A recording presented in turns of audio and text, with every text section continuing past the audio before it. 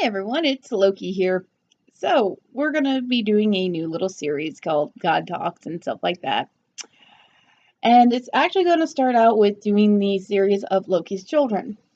Each will get their own video actually throughout this instead of having multiple videos or just one of all of them, which would probably be about an hour long if I sit there and read all the mythology behind them all. Yeah, Loki, you need to keep it in your pants. I'm going to be pulling some information out of my Norse book, and some of the information are going to come from the web from a website that I've used a few times, which is nordicmythology.org.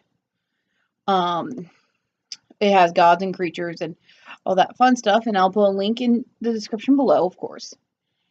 And let us begin on Fenrir.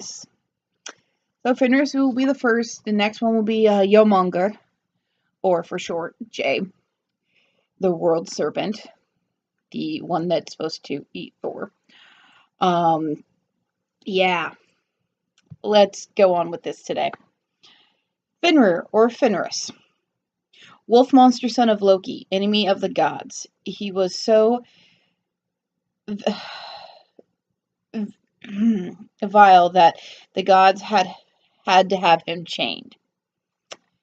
And I apologize for my stuttering on words. But I do stutter because I don't read out loud very well. So, Cece, you're welcome. Alright, the other information that I have on Fenris or Fenrir, Old Nordic Fenrir or Fenris, again. Yay, they mention it like 3 times how to pronounce his name. Or it also means he who dwells in the marshes. You figure it'd be something more like big ass wolf. I don't know. The most infamous of the many wolves in the Nordic mythology. His impact of the pre-Christian Slavic nations is dramatic by his being descripted on numerous surviving runestones, not to mention his unbridled in Norse mythology literature sources. He is a son of the god Loki and the giantess Adelphia, which makes him the brother to serpent Yomungur, or Yamungur, and the underworld goddess Hel, or Helena, depending on how you'd like to pronounce it. As is recorded, more fully in the tale, the binding of Fenris, the Aesir gods raised Fenris themselves in order to keep him under control and prevent him from wreaking havoc throughout the 9 worlds. He grew at an alarming fast pace, however, and eventually the troubled gods decided to chain him up. The first 2 attempts were unsuccessful, which certain gods coveted Fenris that it was only convinced Fenris it was only a game and a test of his strength. He broke through the fences easily. For the 3rd attempt, the gods had the dwarves forge the strongest chain ever built, which nevertheless gave the appearance to being very light and even so soft to the touch. When the gods presented it to Fenris with the third fill, he became suspicious, and he refused to be bound with it unless one of the gods would stick his or her hand into his mouth as a pledge of their good faith. Only Try was brave enough to do this, knowing that it would mean the loss of his hand. And sure enough, when Fenris found himself unable to break free of the bonds, he ripped Try's hand from his arm. The chain was tied to the bounds, and a sword was placed into Fenrir's jaw to hold them open. as he howled wildly and formed rivers to call the river called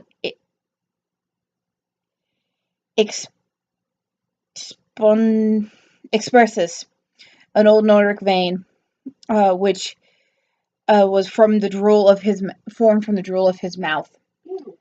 This river's Akun name in importance was not the end of Fenris. At Ragnarok, he breaks free and runs through the world with his lower jaw against the ground and his upper jaw in the sky, devouring everything in his path. He even kills the god Odin before finally being put to death by Odin's avenging sons. Yes, Odin has more than one son. We'll get to that one later. The gods, Fenris and the other wolves in Nordic mythology. There's good reasons to think that many of the other wolves mentioned in Nordic Old Nordic literature are actually Fenris going under different names. One old Norse poems state that he swore the sun during swallowed the sun during Ragnarok, a feat which is nowhere resembling which is resigned for another wolf named Skroll, which is actually his daughter. One of the Nordic poems repeatedly mention a wolf named Germangar, who broke free from his chains at Ragnarok. This is also certainly Fenris. In another source, we find that the wolf who consumes the moon is called by the name Moongar, or Moongar, thus the moon-eating wolf, who is elsewhere called Hydra, would seem to be another expression of Fenris. It appears that it was ultimately Fenris who, additionally in killing Odin, had devoured much of the world, ate the sun, ate the moon during Ragnarok. The only problem I have with this interpretation is that Skrull is a female wolf and is actually one of his children. As for Guruman is actually Helena's pet. He is her wolf, who has also been described as a huge freaking dog, similar to Cerberus, but with one head. And he actually can track anyone anywhere. So those two names are actually tied to two actual wolves, but they're putting poems as something else instead of mentioning Fenris. As for the other name, Heathen, or however the hell I pronounced it, it's kind of an odd one to pronounce. I've never heard that one before, but I'm sure it's probably a mixture of something else. And for Moongar, I haven't heard that one either. So those two might be more closer to being actually Fenrir than the other two. But I've heard multiple interpretations of these as well. Looking for the greatest information on the blah blah blah blah blah, and they promote a book called the Viking Spirit, which I think would be a good read to actually get as well. I'm going to be looking into getting it. It does have references on the page as well to the poems and the things and where they're at. It seems a lot of the things about Fenrir, there's a lot of different mythology, as I mentioned. Most people, when talking about Fenrir or Fenris, they imagine what they've seen a little of in the comics, or that he's just a mindless wolf who does all this. He's more calculating and cunning than people give him credit for. And he has proven this time and time again. Also, in some lore, he's mentioned to be the father of werewolves, which I can maybe see. he's mentioned to be numerous things.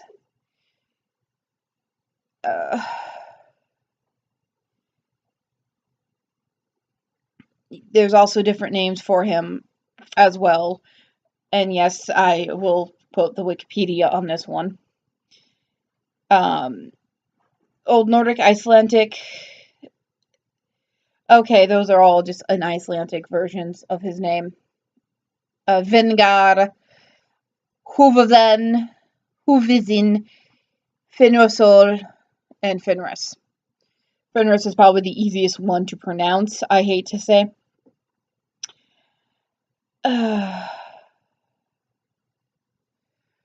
Here's one of the edited poems. Then is full Hanen, second sorrow, when Odin with Odin gone goes to fight the wolf and Balor Slayer. Brings against Sophus, and shall Frigga sweet friend fall. Yeah, translating this stuff into English probably wasn't the best idea for them to do. Does not sound right and does not roll off the tongue. Or I'm just pronouncing it horribly, but I will also link the Wikipedia, which has a lot of tales and actually all the poems and stuff that had mentioned him and the others as well. Because, again, there's different mentions of Fenris in the mythology and how it is along with a bunch of different stories, but the main thing is he did bite off Try's hand, and that's the one thing a lot of people focus on was, oh, he did this, but he was raised by the gods. They were trying to prevent him from doing this stuff, and obviously they failed. So it's not the first time or the last time that you will hear about gods or deities failing things, and Fenris is just one example of it. Next example is probably going to be Yomonger. Anyways, that does it for my Fenrir video today. If you liked it, please like and subscribe. And share it out if you can. And get the word out there because, hey, we all like followers. We all like people who read or listen to our stuff or even put their own information. If you have any other information, any other tales or anything, go ahead and put them in the comments below. I love reading them, and I always get back to people as much as I can. Alrighty, and you guys have a good one, and see you in my next video.